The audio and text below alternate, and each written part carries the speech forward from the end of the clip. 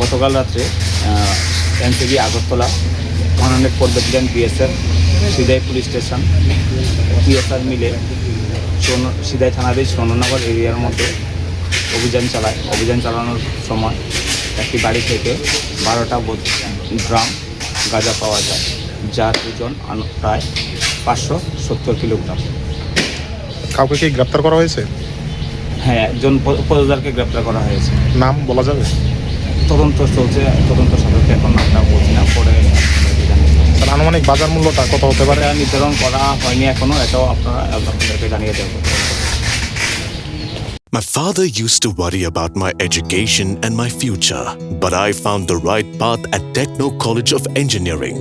Here, we explore the cutting edge of knowledge of physics, chemistry, computer science engineering, electrical engineering, civil engineering, mechanical engineering, electronics communication engineering, 3D design, and artificial intelligence.